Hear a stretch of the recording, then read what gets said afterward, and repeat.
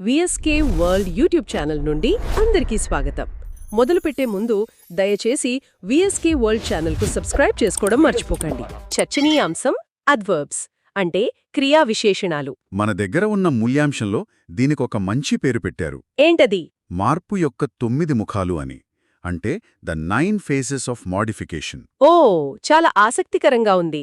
అంటే మన వాక్యాలకు సంపూర్ణ స్పష్టతను ఎలా తీసుకురావచ్చో తెలుసుకుందామన్నమాట. ఖచ్చితంగా. యాడ్వర్బ్ అనేది భాషను ట్యూన్ చేసే ఒక నాబ్ లాంటిది. The tuning knob of language అంటారు కదా, అలా. అంటే ఒక వాక్యంలో ఉన్న క్రియ అంటే వర్బ్ లేదా విశేషణం యాడ్జెక్టివ్, ఆఖరికి మరో యాడ్వర్బ్కు కూడా ఇది అదనపు అర్థాన్ని ఇస్తుంది. ఓకే, ఇక్కడే అసలు విషయం ఆసక్తికరంగా మారుతోంది. అంటే దీనికి 3 ప్రధాన పనులున్నాయన్నమాట. అవును. సోర్స్ మెటీరియల్లోని ఉదాహరణలు చూద్దాం. మొదటిది క్రియను వర్ణించడం. He speaks clearly. అంటే అతను స్పష్టంగా మాట్లాడతాడు. ఇక్కడ క్లియర్లీ అనేది అతను ఎలా మాట్లాడతాడో చెబుతోంది. ఇక రెండవది విశేషణం గురించి చెప్పడం. He is very good. అతను చాలా మంచివాడు. ఇక్కడ వెరీ అనే పదం అతని మంచితనం ఏ స్థాయిలో ఉందో వివరిస్తోంది. మూడవది, ఇది నాకు చాలా ఆసక్తికరంగా అనిపించింది, మరో క్రియా విశేషణాన్నే వర్ణించడం. He speaks quite clearly. సరిగ్గా. ఇక్కడ క్వైట్ అనే పదం క్లియర్లీ అనే మరో యాడ్వర్బ్ యొక్క తీవ్రతను ఇంకా పెంచుతోందన్నమాట. బావుంది. సరే, ఇప్పుడు మూల్యాంశంలో చెప్పినట్టు ఈ క్రియా విశేషణాల యొక్క 9 రకాల గురించి వివరంగా చర్చిద్దామా? తప్పకుండా. మొదటిది, పని ఎలా జరిగింది అని చెప్పేవి కదా, హౌ అనే ప్రశ్నకు సమాధానం. అవును. వీటిని యాడ్వర్బ్స్ ఆఫ్ మేనర్ అంటారు. ఒక చర్య ఏ పద్ధతిలో ఏ విధంగా జరిగిందో ఇవి వివరిస్తాయి. ఉదాహరణకు, షీ సింగ్స్ బ్యూటిఫుల్లీ. ఆమె అందంగా పాడుతుంది. లేదా హీ ఫాట్ బ్రేవ్లీ. అతను ధైర్యంగా పోరాడాడు. ఈ బ్యూటిఫుల్లీ, బ్రేవ్లీ అనేవి పని జరిగిన తీరును చెప్తున్నాయి. సరే, మేనర్ తర్వాత అర్థది ఎప్పుడు జరిగింది అని, వెన్. కరెక్ట్. ఇవి యాడ్వర్బ్స్ ఆఫ్ టైమ్. ఒక చర్య ఎప్పుడు జరిగిందో సూచిస్తాయి. అంటే late, tomorrow, now, yesterday. Soon, recently ఇలాంటి పదాలన్నీ ఈ కోవలోకే వస్తాయి. అవును. ఉదాహరణకి, లెటర్ స్టార్ట్ నౌ. ఇప్పుడు ప్రారంభిద్దాం. లేదా I haven't seen him lately. నేనతన్ని ఈ మధ్య చూడలేదు. ఓకే. ఎలా అయ్యింది, ఎప్పుడు అయ్యింది, ఇక ఎక్కడా అనే ప్రశ్న వస్తుంది. వేర్. సహజమే. వాటినే అడ్వర్బ్స్ ఆఫ్ ప్లేస్ అంటాం. చర్య ఎక్కడ జరిగిందో చెప్పేవి. హియర్, దేర్, ఎవ్రీవేర్ లాంటివి. అవును. ఇన్సైడ్, అవుట్, అవే ఇవన్నీ కూడా. ఉదాహరణకు, హీ లివ్స్ హియర్. అతను ఇక్కడ నివసిస్తాడు. ఇంకో సింపుల్ ఉదాహరణ, ప్లీజ్ కమిన్. దయచేసి లోపలికి రండి. ఇక్కడ ఇన్ అనేది స్థలాన్ని సూచిస్తోంది. సరే, ఇప్పటికి 3 రకాలు చూశాం. మరి ఒక పని ఎన్నిసార్లు జరిగింది అని చెప్పాలంటే హౌ ఆఫన్. వాటిని యాడ్వర్బ్స్ ఆఫ్ ఫ్రీక్వెన్సీ అంటారు. అంటే ఒక చర్య ఎంత తరచుగా జరుగుతుందో ఇవి తెలియజేస్తాయన్నమాట. సోర్స్లోని ఉదాహరణలు always, never. Always, never. Often, seldom, once, twice. ఇవన్నీ. ఉదాహరణకు, యూ ఆర్ ఆల్వేస్ వెల్కమ్. మీకు ఎల్లప్పుడూ స్వాగతం. లేదా హీ సెల్డమ్ కమ్స్ హియర్. అతను అరుదుగా ఇక్కడికి వస్తాడు. ఇప్పుడు 5వ రకం, ఎంత లేదా ఏ మేరకు అని చెప్పడానికి ఉపయోగపడేవి. How much, to what extent. అవును. వీటిని యాడ్వర్బ్స్ ఆఫ్ డిగ్రీ లేదా క్వాంటిటీ అంటారు. ఇవి ఒక నాణ్యత యొక్క తీవ్రతను లేదా స్థాయిని వ్యక్తపరుస్తాయి. అంటే వెరీ, ఫుల్లీ, ఆల్మోస్ట్ లాంటివా? కరెక్ట్. టు, క్వైట్, ఇనఫ్ ఇవి కూడా. ఉదాహరణకి, ఇట్ వాజ్ వెరీ ట్రాజిక్. అది చాలా విషాదకరం. They were fully prepared. వారు పూర్తిగా సిద్ధంగా ఉన్నారు. ఈ ఫుల్లీ, వెరీ అనేవి ఆ తీవ్రతను చూపిస్తున్నాయి. ఇప్పటికి 5 అయ్యాయి. తర్వాతిది. ఇక్కడ ఒక ఆసక్తికరమైన విషయమేంటంటే క్రియా విశేషణాలు తార్కిక సంబంధాలను కూడా చూపిస్తాయి. అంటే లాజికల్ కనెక్షన్స్. అవును.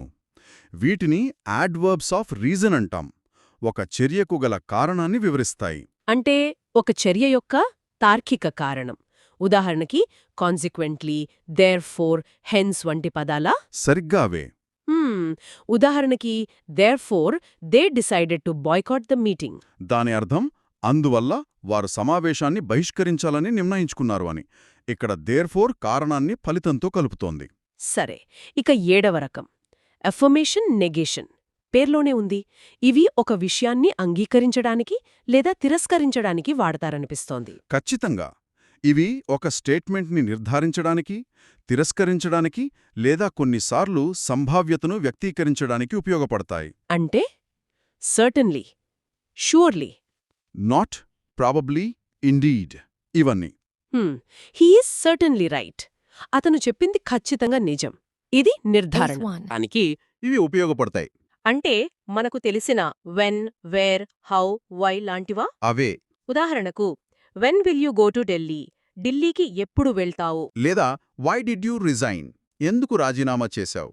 ఇక్కడ ఇవి ప్రశ్నలు అడుగుతున్నాయి. సరే, ఇక మన జాబితాలో చివరిది 9వది రిలేటివ్ అడ్వర్బ్స్. మూల్యాంశంలో దీన్ని ఆలోచనలను కలపడం అని చెప్పారు. అవును, కనెక్టింగ్ ఐడియాస్. దీన్ని మనం పెద్ద చిత్రంతో అనుసంధానిస్తే ఈ యాడ్వర్బ్స్ వాక్య భాగాలను అంటే క్లాజెస్ని కలుపుతాయి. ఎలా? ఇవి ఒక నౌన్ని సూచిస్తూ ఒక అడ్వర్బియల్ క్లాజ్ని ప్రధాన క్లాజ్తో కలుపుతాయి. అందుకే సోర్స్లో దీన్ని గొలుసు లింకుల చిత్రంతో చక్కగా చూపించారు. ఒక్క నిమిషం, ఒక ఉదాహరణ చెప్తారా? తప్పకుండా. That is the reason why I left. నేను వెళ్ళిపోవటానికి కారణం అదే. ఇక్కడ వై ప్రశ్న అడగడం లేదు. అది రీజన్ అనే పదాన్ని వివరిస్తూ 2 భాగాలను కలుపుతోంది. ఖచ్చితంగా. అలాగే that is the spot wear the murder was committed. అంటే హత్య జరిగిన ప్రదేశం అదే. ఇక్కడ వేరు కూడా స్పాట్ అనే పదాన్ని కలుపుతోంది. అర్థమైంది. బాగుంది. మొత్తం మీద చూస్తే మనం 9 రకాల క్రియావిశేషణాల గురించి తెలుసుకున్నాం. అవును. క్రియా విశేషణాలు అంటే యాడ్వర్బ్స్ వాక్యంలో అసలు ఎక్కడ ఉండాలి? అవును. వాటిని సరైన చోట పెట్టకపోతే మనం చెప్పాలనుకున్నది ఒకటి, అవతలి వాళ్ళు అర్థం చేసుకునేది ఇంకొకటి అవుతుంది. ఒక పదం యొక్క స్థానం ఒక వాక్యం యొక్క ఆత్మను ఎలా మార్చేస్తుందో కొన్ని ఉదాహరణలతో చూస్తేనే బాగా అర్థమవుతుంది. ఈ విశ్లేషణ అర్థం చేసుకుంటే స్పాట్ ది ఎర్రర్ లాంటి ప్రశ్నలు చాలా తేలికవుతాయి. సరే, అయితే దీన్ని విడమర్చి చూద్దాం. అన్నింటికన్నా ముందు ఒక ఊసరవెల్లి లాంటి పదం గురించి మాట్లాడుకుందాం. అదే ఓన్లీ. ఓన్లీ. దీని స్థానం మారినప్పుడల్లా ఇది కొత్త రంగును, కొత్త అర్థాన్ని సంతరించుకుంటోంది. మన దగ్గర ఉన్న ఉదాహరణలు ఈ మ్యాజిక్ని అద్భుతంగా చూపిస్తున్నాయి. మొదటి వాక్యం తీసుకుందాం. Only she presented me a watch. ఇక్కడ ఓన్లీ అనే పదం షీ అనే కర్తకు సరిగ్గా ముందుంది. అంటే దాని ప్రభావం మొత్తం షీ మీద పడుతుంది. ఓకే. దీనర్థం ఆమె మాత్రమే నాకు వాచ్ బహుమతిగా ఇచ్చింది, వేరే ఎవరూ ఇవ్వలేదు. బహుమతి ఇచ్చిన వ్యక్తి యొక్క ప్రత్యేకతను ఇది నొక్కి చెబుతోందన్నమాట. ఓకే. ఇప్పుడు అదే ఓన్లీ పదాన్ని కొంచెం జరుపుదాం. She only presented me a watch. ఇప్పుడు అర్థమేమైంది? మొత్తం మారిపోయింది. ఇప్పుడు ఓన్లీ అనే పదం ప్రెజెంటెడ్ అనే క్రియకు ముందుంది. కాబట్టి దాని ప్రభావం ఆ పనిమీద పడింది. పనిమీద పడిందా? అవును. దీని భావం ఆమె నాకు వాచ్ను కేవలం బహుమతిగా ఇచ్చింది, అమ్మలేదు లేదా అప్పుగా ఇవ్వలేదు.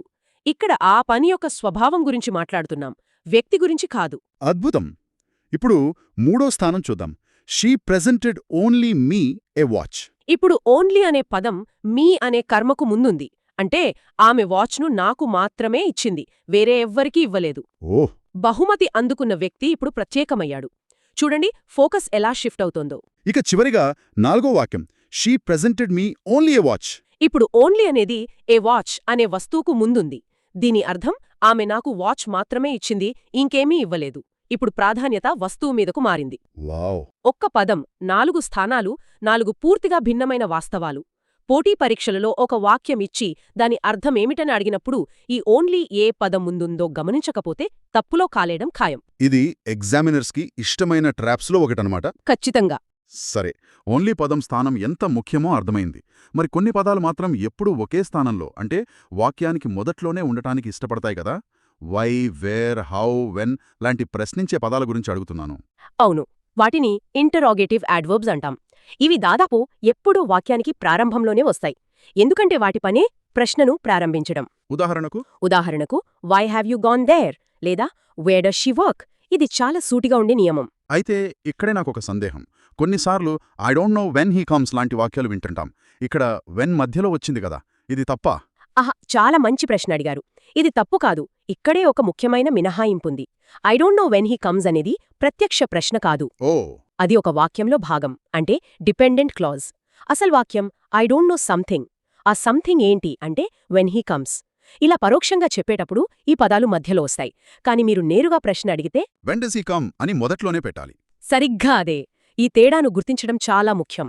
స్పష్టంగా అర్థమైంది. ఇప్పుడు ఒక పని ఎలా జరిగింది అని చెప్పే యాడ్వర్బ్ ఆఫ్ మేనర్ గురించి చూద్దాం. అంటే స్వీట్లీ, సిన్సియర్లీ, ఫ్లూయెంట్లీ లాంటి పదాలు. చాలామంది వీటిని క్రియకు ముందు వాడేస్తుంటారు. ఉదాహరణకు షీ స్వీట్లీ సింగ్స్ అని. ఇది సరైందేనా? ఇది కాదు. సర్వసాధారణంగా చేసే పొరపాటు. వ్యాకరణరీత్యా ఇది తప్పు. యాడ్వర్బ్ ఆఫ్ మేనర్ ఎప్పుడూ క్రియ, వర్బ్ లేదా దాని కర్మ, ఆబ్జెక్ట్ తర్వాతే రావాలి. ఎప్పుడు తర్వాతే రావాలా? అవును. కాబట్టి షీ సింగ్స్ స్వీట్లీ అనేది సరైన వాక్యం. నేను వేలకొద్ది సమాధాన పత్రాలు దిద్దాను. నేను చెప్పగలను ఇది విద్యార్థులు చేసే మొదటి 3 తప్పులలో ఒకటి. అవునా? ముఖ్యంగా ఐ ఫ్లూయెంట్లీ స్పీక్ ఇంగ్లీష్ అని చాలామంది రాస్తారు. అది వినడానికి బాగానే ఉన్నా వ్యాకరణపరంగా ఐ స్పీక్ ఇంగ్లీష్ ఫ్లూయెంట్లీ అనడమే కరెక్ట్. మరి హీ సిన్సియర్లీ వర్క్స్ కూడా తప్పేనన్నమాట. హీ వర్క్స్ సిన్సియర్లీ అనాలి. అయితే he sincerely hopes to pass అనే వాక్యం సరైనదే అని ఎక్కడో చదివాను. ఎందుకలా? అద్భుతమైన పాయింట్. ఇక్కడే భాష యొక్క సూక్ష్మత బయటపడుతుంది. హోప్, బిలీవ్, ఫీల్ వంటి కొన్ని మానసిక స్థితిని లేదా అభిప్రాయాన్ని తెలిపే క్రియల ముందు యాడ్వర్బ్ ఆఫ్ మేనర్ రావచ్చు. ఓ అలాగా. ఎందుకంటే అక్కడ పని కంటే ఆ పని వెనుక ఉన్న భావన ముఖ్యం. కానీ 90% సందర్భాలలో, ముఖ్యంగా భౌతిక చర్యలను తెలిపే క్రియల విషయంలో క్రియ తర్వాతే యాడ్వర్బ్ రావాలి. ఇది పరీక్షలలో అభ్యర్థులను ఇబ్బంది పెట్టడానికి వాడే ఒక క్లిష్టమైన మినహాయింపు. ఓకే, మేనర్ లాగే యాడ్వర్బ్స్ ఆఫ్ ప్లేస్ అంటే ఎక్కడ, మరియు టైం ఎప్పుడు, ఇవి కూడా వాక్యం చివర్లోనే వస్తాయా? సాధారణంగా అవి కూడా క్రియా లేదా కర్మ తర్వాతే వస్తాయి. ఇదొక ప్రాథమిక సూత్రం. ఉదాహరణకు she searched for the baby everywhere. ఇక్కడ ఎవ్రీవేర్ చివర్లో వచ్చింది. అలాగే they go to school daily. చాలా వాక్యాలలో ఈ క్రమముంటుంది. కానీ అసలు గందరగోళం మొదలయ్యేది యాడ్వర్బ్ ఆఫ్ ఫ్రీక్వెన్సీతోనే. అవును, ఇక్కడే నాకు కొంచెం కన్ఫ్యూజన్. యాడ్వర్బ్ ఆఫ్ ఫ్రీక్వెన్సీ అంటే always, never, often, rarely, sometimes లాంటివి. ఇవి ఒక పని ఎంత తరచుగా జరుగుతుందో చెప్తాయి. కరెక్ట్. నేను ఐ ఆల్వేస్ యామ్ హ్యాపీ అని వింటుంటాను. కానీ I always go to the temple అని కూడా వింటాను. ఈ పదాల స్థానం ఎందుకు మారుతోంది? వీటిని ఎక్కడ పెట్టాలి? మీ గందరగోళం చాలా సహజమైనది. దీనికొక స్పష్టమైన నియమముంది. వాక్యంలో ప్రధాన క్రియ ఉంటే, అంటే గో, ఈట్, రీడ్ లాంటివి, అప్పుడు యాడ్వర్బ్ ఆఫ్ ఫ్రీక్వెన్సీ ఆ క్రియకు ముందు వస్తుంది. క్రియకు ముందు? అవును. ఉదాహరణకు ఐ ఆల్వేస్ విజిట్ టెంపుల్స్. ఇక్కడ విజిట్ ప్రధాన క్రియ కాబట్టి దానికి ముందు ఆల్వేస్ వచ్చింది. అలాగే they rarely take non vegetarian. Okay, ప్రధాన క్రియ ఉంటే దానికి ముందు. మరి ఐఎమ్ ఆల్వేస్ బిజీ వాక్యంలో యామ్ తర్వాత ఆల్వేస్ ఎందుకొచ్చింది? మంచి ప్రశ్న. ఎందుకంటే ఆ వాక్యంలో యామ్ అనేది ప్రధాన క్రియగా పనిచేస్తోంది. యామ్, ఈజ్, ఆర్, వాజ్, వర్ వంటి బీ ఫార్మ్స్ వాక్యంలో ప్రధాన క్రియలుగా ఉన్నప్పుడు యాడ్వర్బ్ ఆఫ్ ఫ్రీక్వెన్సీ వాటి తర్వాత వస్తుంది. ఓ అదా విషయం. ఇది చాలా ముఖ్యమైన భేదం. అందుకే I am always busy, she is quite correct, you are never late అనేవి సరైనవి. సో నియమం సింపుల్. ప్రధాన క్రియ అయితే దానికి ముందు, బీ ఫార్మ్స్ అయితే వాటి తర్వాత. అంతేనా? సరిగ్గా అదే. ఈ వ్యాకరణ పుస్తకాలలో హ్యావ్ టు లేదా యూస్ టు గురించి కూడా ఒక నియమముంది. They often have to go by bus లాంటి వాక్యాలు. ఇక్కడ యాడ్వర్బ్ ఆఫ్ ఫ్రీక్వెన్సీ ముందు వచ్చింది. అవును, హ్యావ్ టు, యూస్ టు వంటివి ఒక రకమైన ఆవశ్యకతను లేదా పాత అలవాటును సూచిస్తాయి. ఇలాంటి సందర్భాల్లో యాడ్వర్బ్ ఆఫ్ ఫ్రీక్వెన్సీ సాధారణంగా వాటికి ముందు వస్తుంది. She rarely has to leave her home. ఇది భాష యొక్క సహజమైన ప్రవాహానికి సంబంధించిన విషయం. సరే, ఇప్పుడు వ్యతిరేక పదాల వైపు వద్దాం. నాట్, నెవర్ వంటివి. ఇవి సాధారణంగా సహాయక క్రియకు మరియు ప్రధాన క్రియకు మధ్యలో వస్తాయి కదా. I do not like sweets లాగా. ఖచ్చితంగా. డూ సహాయక క్రియ, లైక్ ప్రధాన క్రియ, వాటి మధ్యలో నాట్ వచ్చింది. కానీ మళ్ళీ యామ్, ఈజ్, ఆర్ ఉన్నప్పుడు నియమం ప్రకారం వాటి తర్వాతే నాట్ వస్తుంది. I'm not an engineer. ఇక్కడే చాలామంది చేసే ఒక పెద్ద తప్పు గురించి చెప్పాలి. అదే డబుల్ నెగటివ్స్. ఒకే వాక్యంలో 2 వ్యతిరేక పదాలు వాడటం. అంటే ఐ కెనాట్ డూ నథింగ్ లాంటివా? ఇది నేను చాలా తరచుగా వింటుంటాను. నేను ఏమి చేయలేను అని చెప్పడానికి అలా అంటారు. అవును, కాని అది వ్యాకరణరీత్యా ఘోరమైన తప్పు. క్యానాట్ ఒక వ్యతిరేక పదం, నథింగ్ ఇంకో వ్యతిరేక పదం. 2 నెగటివ్లు కలిస్తే గణితంలోలాగే పాజిటివ్ అర్థమొస్తుంది. అవునా? అంటే ఐ కెనాట్ డూ నథింగ్ అంటే ఐ మస్ట్ డూ సంథింగ్ అనర్థం. కాని వాడేవాళ్ల ఉద్దేశం అది కాదు. సరైన వాక్యం ఐ కెనాట్ డూ ఎనీథింగ్ లేదా ఐ కెన్ డూ నథింగ్. ఓహో, రెండింటిలో ఏదో ఒకటే వాడాలి. ఖచ్చితంగా. పరీక్షలలో ఇలాంటి వాక్యాలు ఇచ్చి తప్పును సరిదిద్దమని అడగటం చాలా సాధారణం. అర్థమైంది. ఇక ఇనఫ్ అనే పదం సంగతేంటి? దీని స్థానం ఎక్కడా? He is kind enough to help the poor అనే వాక్యంలో ఇది కైండ్ అనే విశేషణం తర్వాతొచ్చింది. సరిగ్గా గమనించారు. ఇనఫ్ అనే పదం అది వర్ణించే విశేషణం లేదా క్రియా విశేషణం తరువాత మాత్రమే వస్తుంది. చాలామంది నేర్చుకునేవారు హీఈస్ ఇనఫ్ కైండ్ అని ముందు పెట్టడానికి ప్రయత్నిస్తారు, కానీ అది తప్పు. ఎప్పుడు తర్వాతే రావాలా? అవును, ఎప్పుడూ యాడ్జెక్టివ్ యాడ్వర్బ్ తర్వాతే ఇనఫ్ రావాలి. She is foolish enough to believe him. ఇది చిన్న నియమమే అయినా తరచుగా తప్పులు చేసే ప్రదేశం. ఇప్పుడు ఇంకో నియమం. ఒక యాడ్వర్బ్ మరో యాడ్జెక్టివ్ని గాని ఇంకొక యాడ్వర్బ్ని గాని వర్ణిస్తే అది వాటికి ముందు వస్తుంది. షీఈస్ వెరీ బ్యూటిఫుల్ లేదా హీ బిహేవ్స్ సో పేషెంట్లీ. ఇది చాలా సహజంగా అనిపిస్తుంది. అవును, ఇది తీవ్రతను సూచించడానికి వాడతాం. ఇది చాలా సూటిగా ఉండే నియమం. ఇప్పుడు వీటన్నిటినీ కలిపి ఒక పెద్ద నియమానికొద్దాం. అదేంటి? ఒక వాక్యంలో ఒకటి కంటే ఎక్కువ రకాల యాడ్వర్బ్స్ ఉంటే వాటిని ఏ క్రమంలో పెట్టాలి? ఉదాహరణకు, ఒక పని ఎలా, ఎక్కడ, ఎప్పుడు జరిగిందో చెప్పాల్సొస్తే. ఆ ఇది చాలా ముఖ్యమైన ప్రశ్న. ఎందుకంటే పోటీ పరీక్షల్లో వాక్యాలను సరైన క్రమంలో పెట్టమని అడుగుతారు. దీనికి ఏదైనా బంగారు నియమం ఉందా? ఉంది. దాన్ని ఎంపీటీ రూల్ అంటారు. ఎంపీటీ. అవును, మేనర్, ప్లేస్, టైం. మంచి కథ చెప్పాలంటే మొదట ఏం జరిగిందో, ఎలా జరిగిందో యాక్షన్ ప్లస్ మేనర్, తర్వాత ఎక్కడ జరిగిందో ప్లేస్, చివరగా ఎప్పుడు జరిగిందో టైం చెప్తాం. ఇది మన మెదడు సమాచారాన్ని సహజంగా ప్రాసెస్ చేసే విధానం. ఇంగ్లీష్ వ్యాకరణంలో ఎంపీటీ నియమం కూడా ఇదే సూత్రాన్ని అనుసరిస్తుంది. MPT. Manner, place, time. Okay, ఇది గుర్తుపెట్టుకోవడానికి సులభంగా ఉంది. ఈ పుస్తకంలోని ఉదాహరణ చూద్దాం. The baby cried bitterly. Manner. At the home. Place. Yesterday. Time. ఇక్కడ క్రమం సరిగ్గా ఉంది. కరెక్ట్. ఎలా ఏడ్చింది? బిటర్లీ. ఎక్కడేడ్చింది? At the home. ఎప్పుడేడ్చింది? యెస్టర్డే. ఇంకో ఉదాహరణ. He worked hardly in the factory last year. ఇది కూడా ఎంపీటీ క్రమాన్ని పాటిస్తోంది. కొన్నిసార్లు ఈ మూడింటిలో ఏదో ఒకటి లేకపోవచ్చు. అప్పుడున్న వాటిని ఇదే క్రమంలో పెట్టాలి. ఉదాహరణకు, దే డాన్స్డ్ హియర్ యెస్టర్డే. ఈ వాక్యంలో మేనర్ లేదు, కాబట్టి ప్లేస్ తర్వాత టైం వచ్చింది. పీటీ క్రమం సరిగ్గా ఉంది. ఈ ఎంపీటీ ఫార్ములా తెలిస్తే చాలు, సెంటెన్స్ కరెక్షన్లో మార్కులు సులభంగా వస్తాయి. ఇక చివరిగా, కొన్నిసార్లు యాడ్వర్బ్ వాక్యానికి మొదట్లో వస్తుంది. Luckily everybody has escaped from the accident లాగా. దీని అర్థమేమిటి? ఇది చాలా ఆసక్తికరమైన ప్రయోగం. ఒక యాడ్వర్బ్ వాక్యానికి మొదట్లో కామాతో వస్తే అది వాక్యంలోని ఒక పదాన్ని కాదు, మొత్తం వాక్యాన్ని వర్ణిస్తుంది. దాన్ని సెంటెన్స్ యాడ్వర్బ్ అంటారు. మొత్తం వాక్యానా? అవును. లక్కీలీ ఎవ్రీబడీ హ్యాజ్ ఎస్కేప్డ్ అంటే అందరూ తప్పించుకోవడమనేది ఒక అదృష్టకరమైన విషయం అని చెప్పడం. ఆ లక్కీలీ అనేది మొత్తం సంఘటనపై మన వ్యాఖ్యానమన్నమాట. అంటే terribly he killed the tiger అంటే అతను పులిని చంపడమనే విషయమే దారుణం అని అర్థం వస్తుందా? సరిగ్గా. ఆ పదం మొత్తం వాక్యానికి ఒక భావోద్వేగాన్ని లేదా ఒక అభిప్రాయాన్ని జోడిస్తుంది. ఇది రచనలో ఒక శక్తివంతమైన సాధనం. మరి ఈ నియమాలన్నింటినీ చూశాక మనం నేర్చుకోవలసిన అసలు పాఠమేమిటి? యాడ్వర్బ్ని వాక్యంలో ఎక్కడ పడితే అక్కడ పెట్టలేం. దాని స్థానం దాని అర్థాన్ని నిర్దేశిస్తుంది. ఈ చిన్న సూక్ష్మాలను అర్థం చేసుకోవడమే భాషపై పట్టు సాధించడానికి కీలకం. అవును. ముఖ్యంగా పరీక్షల కోణంలో చూస్తే ప్రతి నియమం ఒక మార్క్ సంపాదించే అవకాశం. ఖచ్చితంగా. మనం చర్చించుకున్న ఈ మూలాధారాలు వ్యాకరణ నియమాలను వివరిస్తున్నాయి, భాషకు ఒక రూపాన్నిస్తున్నాయి. అయితే మొదలు పెడదాం. మొదటి జతతోనే స్టార్ట్ చేద్దాం. టూ మరియు వెరీ రెండూ చాలానే అర్థం ఇస్తాయి కదా. It is very hot, it is too hot. రెండూ దాదాపు ఒకేలా అనిపిస్తాయి. మరి అసలు తేడా ఎక్కడొస్తుంది? ఇక్కడే అసలు విషయం ఉంది. వెరీ అనేది కేవలం తీవ్రతను అంటే ఇంటెన్సిటీని పెంచుతుంది అంతే. The coffee is very hot అంటే కాఫీ చాలా వేడిగా ఉంది అని చెప్పడం. ఓకే. కానీ టూ వాడినప్పుడు ఆ తీవ్రత ఒక హద్దు దాటిపోయింది, అది ఒక అడ్డంకిగా మారింది అని చెప్తున్నామన్నమాట. అడ్డంకిగా మారడమా? అంటే కొంచెం వివరిస్తారా? ఉదాహరణకు, the coffee is too hot అంటే అది తాగలేనంత వేడిగా ఉంది అని. అంటే ఆ వేడి అనేది మనకి తాగడానికి మధ్య ఒక గోడలా నిలబడింది. అందుకే టూ వాడకంలో ఎప్పుడూ ఒక నెగటివ్ అంటే ఒక ప్రతికూల భావన దాగి ఉంటుంది. ఓ అలాగా, ఇప్పుడు అర్థమైంది. అందుకే మన సోర్స్లో హీఈస్ వెరీ ఇంటెలిజెంట్ అనేది కరెక్ట్ అని, కానీ హీఈస్ టూ ఇంటెలిజెంట్ అనేది తప్పు అని ఇచ్చారు.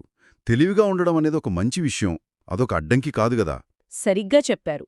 ఒకవేళ ఆ తెలివి వల్ల ఏదైనా పని జరగడం లేదంటే తప్ప. ఉదాహరణకి, he is too intelligent to be tricked అంటే అతన్ని మోసం చేయలేనంత తెలివైనవాడు అని.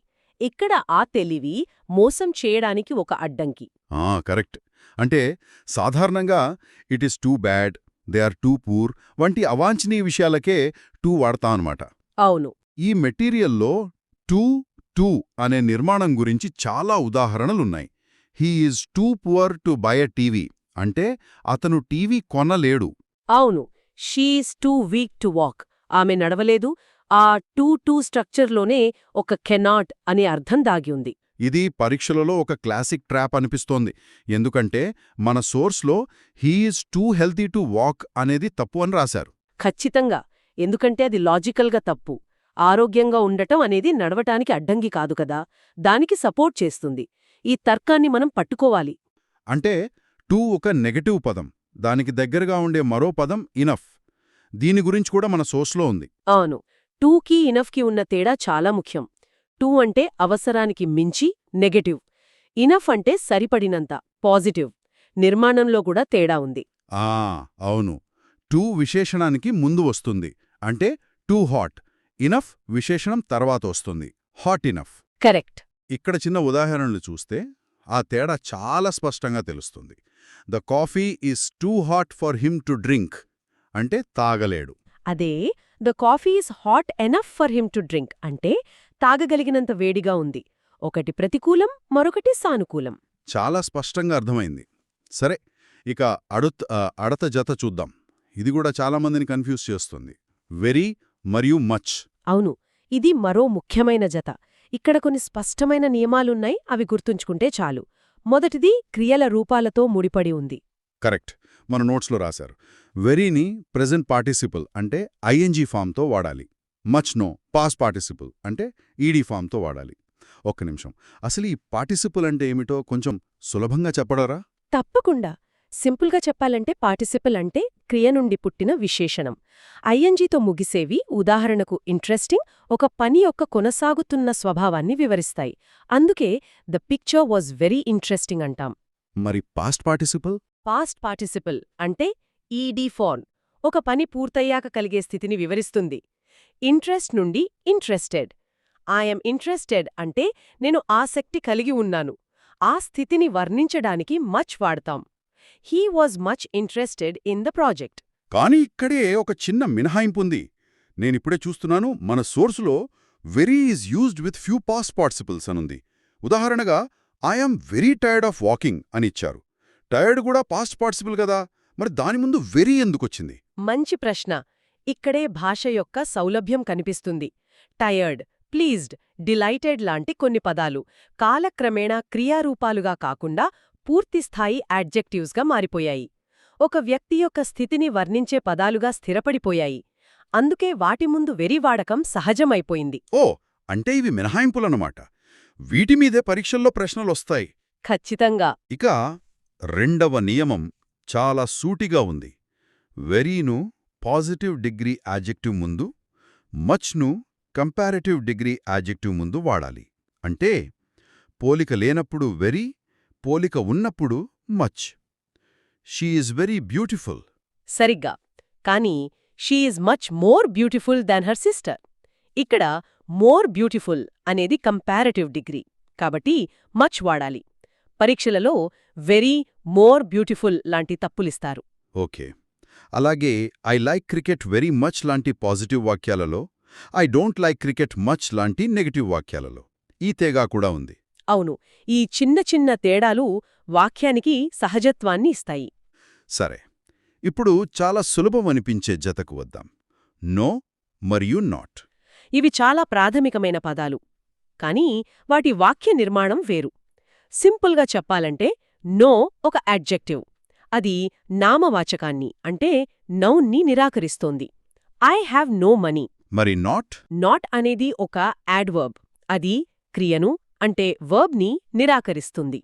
I have not done my homework. దీన్నే సులభంగా అర్థం చేసుకోవడానికి ఒక ఫార్ములా ఉంది. No is equal to not plus any. Wow, ఇది చాలా బాగుంది. అంటే నో ఉన్న వాక్యాన్ని నాట్ మరియు ఎనీ ఉపయోగించి తిరిగి రాయవచ్చన్నమాట. ఐ హ్యావ్ నో మనీ అనేది I do not have any money అవుతుంది. ఖచ్చితంగా. దే వన్ నో ప్రైజెస్ అనేది they did not win any ప్రైజెస్గా మారుతుంది. ఈ మార్పిడి మీ అవగాహనను పరీక్షిస్తుంది. అంటే నో నేరుగా వస్తువును నిరాకరిస్తే, నాట్ ఆ పని జరగడాన్ని నిరాకరిస్తుంది. సరిగ్గా అదే. అద్భుతం. ఈ ఫార్ములా చాలా విషయాలను స్పష్టం చేసింది. ఇక సమయానికి సంబంధించిన కొన్ని పదాలను చూద్దాం. యెట్, ఆల్రెడీ, స్టిల్ ఈ మూడు చాలా తికమకపడతాయి. ముందుగా యెట్ మరియు ఆల్రెడీ మధ్య తేడా ఏమిటి? ఈ రెండు ప్రెజెంట్ పర్ఫెక్ట్ టెన్స్తో ముడిపడి ఉంటాయి. యెట్ అంటే ఇప్పటి వరకు జరగలేదు అని. ఇది ఒక అంచనాతో కూడుకున్న పదం. అందుకే దీన్ని నెగటివ్ మరియు ప్రశ్నార్థక వాక్యాలలో సాధారణంగా వాక్యం చివరలో వాడతాం. ఉదాహరణకు, I haven't received a letter from her yet అంటే నాకు ఉత్తరం వస్తుందని ఆశిస్తున్నాను కానీ ఇంకా రాలేదు. కరెక్ట్. ఇక ఆల్రెడీ దీనికి వ్యతిరేకం, ఇప్పటికే జరిగిపోయింది అని. మనం ఊహించిన దానికంటే ముందే ఒక పని పూర్తయినప్పుడు దీన్ని వాడతాం. ఇది పాజిటివ్ వాక్యాలలో వస్తుంది. I have already received a letter from her అంటే ఆశ్చర్యాన్ని సూచిస్తుందన్నమాట. ఇంత తొందరగా వస్తుందని నేను ఊహించలేదు కానీ వచ్చేసింది అని. అవును. ఇప్పుడు స్టిల్ని కూడా ఈ చర్చలోకి తీసుకొద్దాం. స్టిల్ అంటే ఒక పని లేదా స్థితి ఆగకుండా ఇంకా కొనసాగుతోందని నొక్కి చెప్పడం. ఇది సాధారణంగా వాక్యం మధ్యలో వస్తుంది. ఉదాహరణకు, she still doing the work. ఆమె ఇంకా పనిచేస్తూనే ఉంది. మరి స్టిల్కి యెట్కి మధ్య అసలు తేడా ఏమిటి? రెండూ ఒకే పరిస్థితిని వర్ణించగలవు, కానీ వాటి దృష్టికోణం వేరు. స్టిల్ కొనసాగింపును సూచిస్తే, యెట్ నెగటివ్ వాక్యాలలో పూర్తికాని పనిని సూచిస్తుంది. షీ స్టిల్ స్లీపింగ్ అంటే ఆమె నిద్ర అనే చర్యను ఇంకా కొనసాగిస్తోంది. Okay. She hasn't woken up yet అంటే ఆమె నిద్రలేవడం అనే పని ఇంకా పూర్తి కాలేదు. రెండింటి అర్థం ఒకటే, కాని చెప్పే విధానం వేరు. వాక్యంలో వాటి స్థానం కూడా ఒక పెద్ద క్లూ. స్టిల్ మధ్యలో, యెట్ చివరులో. ఇది గుర్తుంచుకుంటే చాలు. ఇక మన చర్చలో చివరి జత బిఫోర్ మరియు అగో. రెండూ గతాన్ని సూచిస్తాయి. అగో అనేది ఒక కొలబద్దలాంటిది. అదెప్పుడూ ఈరోజు నుండి వెనక్కి కొలుస్తుంది. 2 days అగో అంటే సరిగ్గా ఈరోజు నుండి 48 గంటల క్రితం. అంటే ఇది ఇప్పుడు ఒక నిర్దిష్ట కాల వ్యవధితో వస్తుంది మరియు కేవలం సింపుల్ పాస్ట్ టెన్స్తో మాత్రమే వాడబడుతుంది. అంటే I have seen him 2 days అగో అనడం తప్పు. ఖచ్చితంగా తప్పు. ఐ సా హిమ్ 2 days అగో అనాలి. ఇది పరీక్షలలో అడిగే ఒక సాధారణ ప్రశ్న. మరి బిఫోర్ సంగతి? బిఫోర్ అనేది ఒక నిర్దిష్ట కొలత కాదు. అదొక అస్పష్టమైన జ్ఞాపకం లాంటిది. I saw the picture before అంటే గతంలో ఎప్పుడో చూశాను అని. ఇది సింపుల్ పాస్ట్ టెన్స్ మరియు ప్రెజెంట్ పర్ఫెక్ట్ టెన్స్ రెండింటితోనూ వాడవచ్చు. అంటే I think we have met before అన్నప్పుడు గతంలో ఎప్పుడో జరిగిన సంఘటనకు వర్తమానానికి ఒక సంబంధం ఉందని చెబుతున్నాం. అవును. ఎగో ఎప్పుడూ వర్తమానంతో ముడిపడి ఉంటుంది. బిఫోర్ గతాన్ని మరో గతంతో పోల్చడానికి కూడా వాడవచ్చు. అయితే ఈ విశ్లేషణ అంతా మనకేమి చెబుతోంది? ఈ చిన్న చిన్న పదాలు మన భావాలకు, ఆలోచనలకు ఖచ్చితమైన రూపాన్నిచ్చే పనిముట్లు లాంటివి. వెరీ హాట్కి టూ హాట్కి మధ్య ఉన్నది కేవలం ఒక పదం కాదు, ఒక పర్యవసానం. నిజమే. పోటీ పరీక్షలు పెట్టేవారు ఈ జతలను ఇష్టపడటానికి కారణమిదే.